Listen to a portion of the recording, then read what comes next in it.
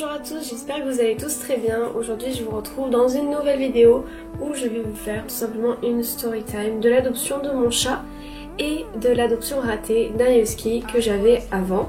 Si vous me suivez sur Instagram, vous avez dû probablement le voir aux alentours de octobre et il a soudainement disparu. Je crois que j'ai expliqué pourquoi, je suis plus totalement sûre.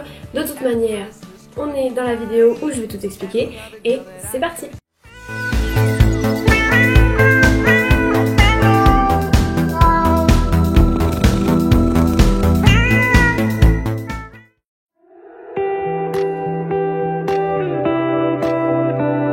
Avec ma mère, ça fait plusieurs mois qu'on regarde pour adopter un chien, tout simplement parce qu'on a très envie toutes les deux, on adore vraiment les chiens et on a très envie d'en avoir un à nous deux. Bon, si vous entendez quelqu'un, c'est mon chat qui fait de la merde, d'accord? C'est normal. Donc on a envie de prendre un chien déjà parce que pour ma mère, ce serait bien, comme ça l'obligerait un peu à sortir et à marcher. Et car moi je suis très souvent seule parce que ma mère sort régulièrement et que du coup il y a des soirs où je suis un petit peu seule dans l'appart, voilà. Et en fait le fait d'avoir un chien, ça rajouterait une compagnie. Faut savoir aussi que je suis une hypersensible, du coup... Mon petit cœur, qu'est-ce qu'il y a? Impossible de tourner une vidéo avec un chat, c'est pas possible.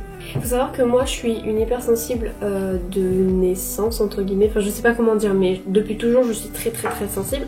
Et en fait les animaux ça a toujours été un facteur qui m'a énormément détendue et qui m'a toujours aidé à garder un petit peu le contrôle de mes émotions et à stresser moins, même si je le ressens pas forcément. Je sais que dans mon subconscient, lorsque je suis seule ou quoi, j'ai tendance à beaucoup cogiter sans m'en rendre compte. Et en fait, la présence d'un animal, ça m'a déjà montré que ça me détendait beaucoup plus. J'étais beaucoup plus reposée lorsque je dormais dans une maison où il y avait un animal. Bref, ça avait déjà fait ses preuves et du coup moi je me disais ce sera un atout pour moi.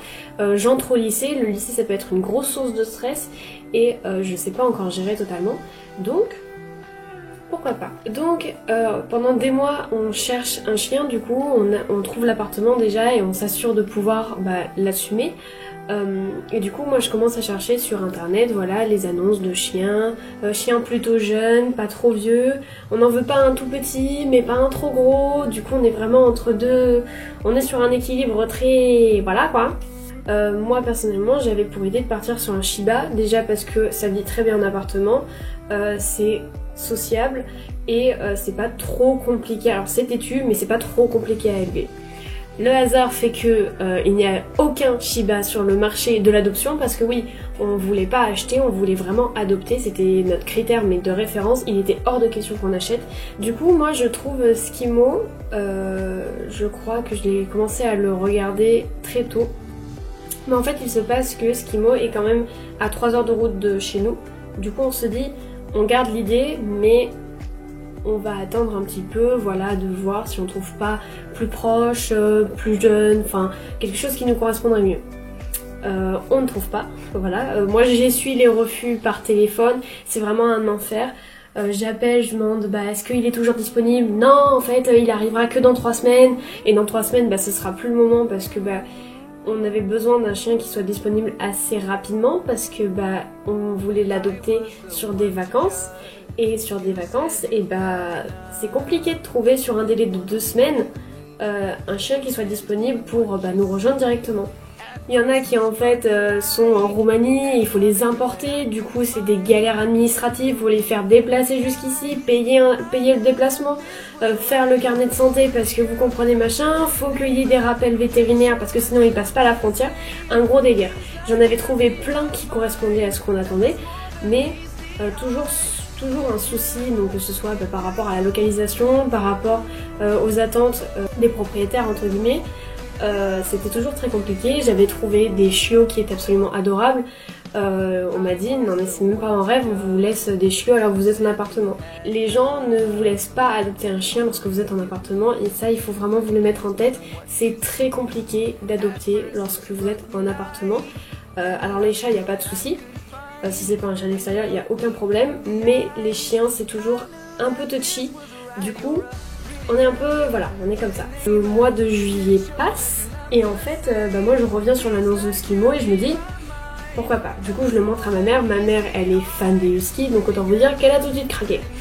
Donc j'appelle, j'envoie des mails, machin, je commence à expliquer la situation, qu'on voudrait un chien, qu'on vit dans un 60 mètres carrés, qu'on va emménager, machin, etc. Et que du coup on aimerait l'avoir rapidement pour qu'il emménage entre guillemets avec nous. De là, c'est assez simple, c'est que on nous dit bon Skimo, vous pouvez venir le chercher à partir de telle date, vous venez, on fait les papiers, nanana, et vous le prenez en essai pendant 2 semaines théoriquement. Donc nous, trop cool. Le 23 août, on y va, on va chercher le loulou, on est trop contents, enfin surtout moi. Donc lorsqu'on récupère le chien, en fait ce qui se passe c'est que déjà première approche pas ouf, mais on met ça sur le compte de l'excitation. Déjà c'est un chien qui a pas vu énormément de monde, il est au refuge depuis juin, donc 2021. Nous on arrive en août, donc autant vous dire que voilà, le pauvre il a pas vu grand monde, il a pas eu d'essai avant nous. Et en fait quand j'entre dans le parc où on commence à faire connaissance, il tout de suite il vient, il saute sur moi, il commence à m'attraper les bras, à essayer de me mordre, mais pas me mordre, enfin jouer, vraiment il avait juste envie de jouer et il avait une grosse frustration, vous voyez qu'il était vraiment un peu seul. Le responsable nous explique qu'en fait c'est un chien qui a beaucoup d'énergie, mais qu'il se dépense très bien, enfin il n'y a pas de souci, s'il est bien dépensé, il est adorable. Du coup nous on dit cool, machin, trop bien. La journée au refuge se passe plutôt bien, on fait connaissance avec le chien, on le prend en balade et en fait sur la longue balade qu'on a faite d'à peu près une demi-heure, ma mère me demande t'es sûre qu'on pourra l'assumer? Moi j'ai pas envie de prendre un chien si on peut pas l'assumer totalement, etc. Ça me ferait de la peine. Moi je lui dis on peut essayer, de toute manière on n'y perd rien et le problème c'est que si on refuse celui-là, on va avoir ça sur le moral et ça va être compliqué d'en trouver un autre. On se concerte, on s'explique, machin, moi j'essaye de voir si du coup Skimo réagit bien à la laisse, est-ce qu'il obéit, etc. C'est un chien totalement têtu et totalement indépendant, donc autant vous dire qu'il me balade plus que je ne le balade, enfin il me traîne plus que je le balade, et c'est un enfer. La balade se finit bien parce que au bout d'un certain temps il arrête de tirer, du coup nous on se dit c'est qu'il doit pas être sorti souvent, donc peut-être que voilà il a envie de voir dehors. Donc du coup on ramène Skimo. Et c'est le début de la descente aux enfers.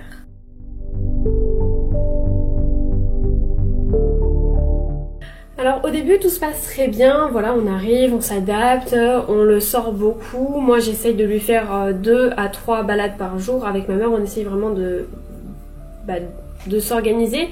Et en même temps en fait ce qu'il faut savoir c'est qu'on a eu les clés de notre appartement le 22. Le 23 on était sur la route pour aller chercher Skimo. Et le 24 on avait les gros colis.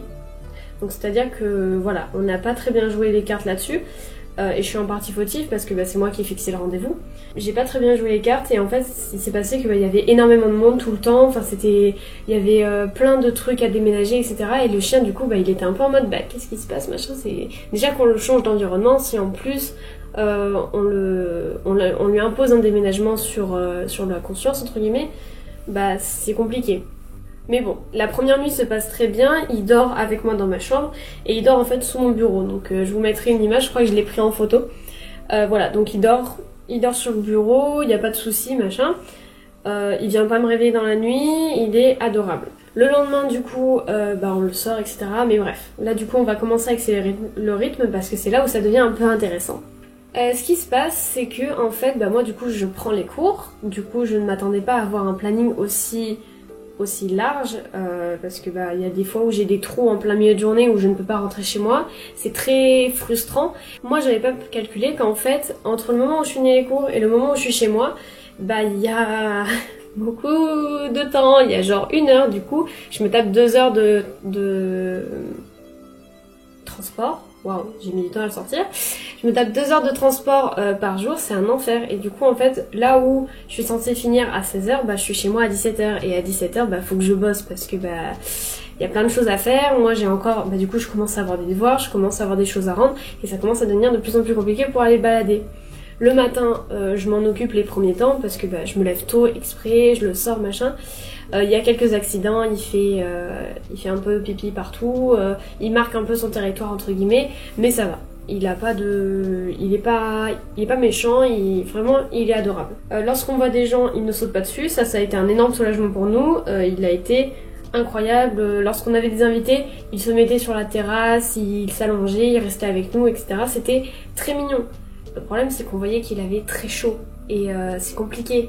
parce que bah, dans un appartement, on peut pas lui mettre de mini piscine, on peut pas l'arroser parce qu'on n'a pas de jet d'eau, enfin on était un peu démunis. Du coup moi j'ai essayé de lui mettre des serviettes mouillées un peu partout, mais laissez tomber quoi. Un husky déjà il perdait masse ses poils, mais en plus avec la serviette mouillée, je peux vous dire qu'on se tapait le manage mais 2 fois par jour, matin et soir, c'était un enfer. Et en fait bah, le temps passe, bon pour le coup il commence à faire plus frais, mais au bout d'un moment bah en fait Skimo on voit qu'il est pas heureux. Il commence à faire un peu plus des sortes de crises bizarres, c'est-à-dire que le soir vraiment il court partout, il a attrapé mes peluches. Alors ça pour moi mais ça a été un traumatisme. Je l'ai vu attraper mon gros doudou que je serre tous les soirs et dont j'ai besoin pour dormir.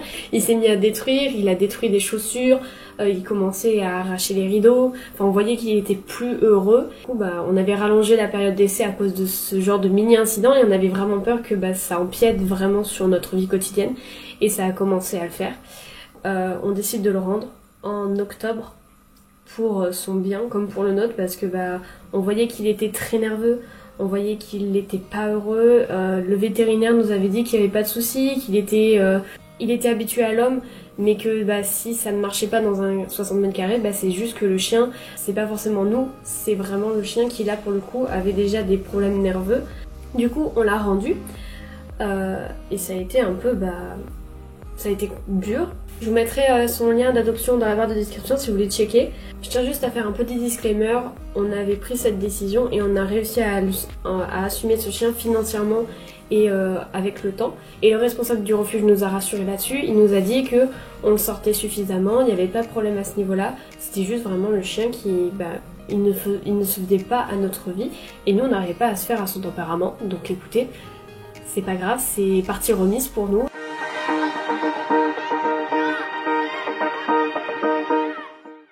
Et du coup bah, on prend quelques temps etc. J'en parle un peu dans mon entourage et en fait il revient beaucoup l'idée du chat.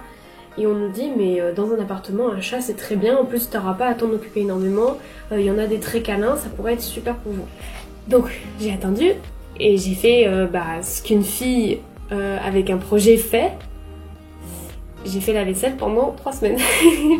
Non j'ai fait la vaisselle, j'ai aidé dans ses tâches ménagères etc. Et elle m'a dit t'as vraiment envie de ce chat? Et je lui ai dit oui, vraiment, parce que avoir Skimo c'était une source de stress, mais c'était aussi énormément de détente lorsque je le voyais, qu'il était posé, etc. C'était vraiment un... Je soufflais et je me disais que j'étais pas seule, même si, même quand il y avait ma mère, je me disais que j'étais pas totalement seule et que j'avais un bel animal qui m'aimait au fond et qui me faisait des chouilles lorsque je dormais.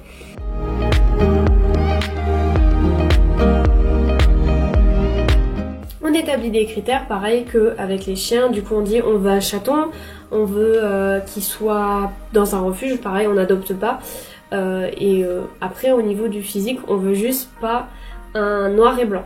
Du coup je commence à chercher machin et je tombe sur l'annonce de Sherlock dans un refuge et je demande s'il est toujours disponible.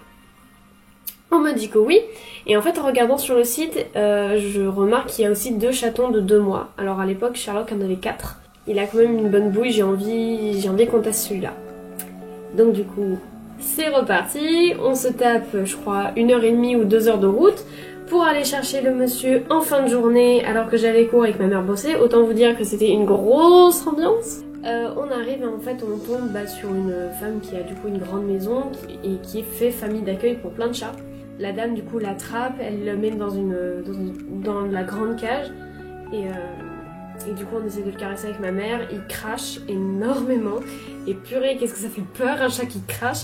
Et en fait je voyais qu'il avait peur et du coup ça me faisait peur. Du coup j'étais en mode à tout moment il me fout un coup de griffe, c'est super. Mais on arrive quand même à le toucher, machin, et en fait on comprend qu'il est pas heureux. Écoutez, on l'a pris et même s'il a été très craintif, il a réussi à s'adapter.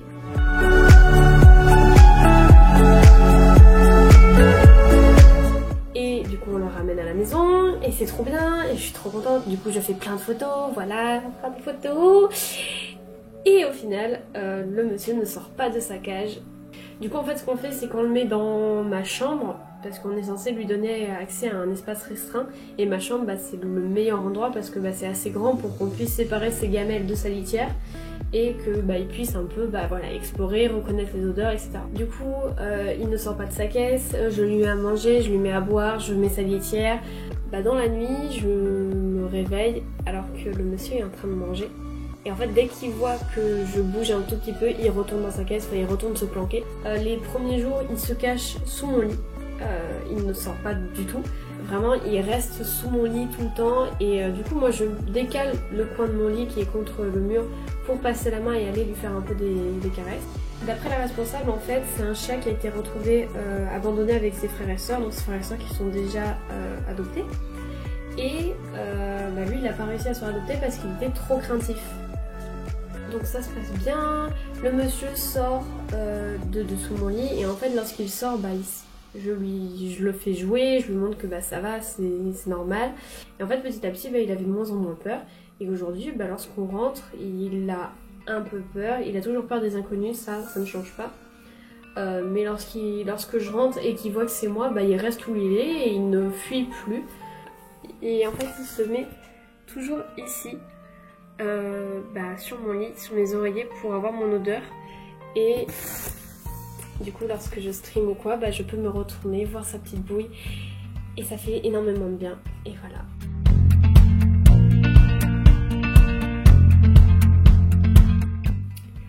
Je vous rappelle tout de même que l'adoption, c'est pas rien. Voilà, que ce soit d'un chat ou d'un chien.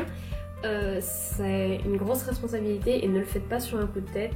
Mais si vous avez le temps, l'argent et l'envie, vous avez toujours des refuges qui seront super contents de vous confier un animal. Et voilà, c'est tout ce que je peux vous dire. Après, vous faites comme vous voulez. Moi, je suis très heureuse avec ces petits chatons. Et voilà. Et du coup, nous deux, on vous fait des gros bisous. Et à bientôt pour la prochaine vidéo. Bye bye!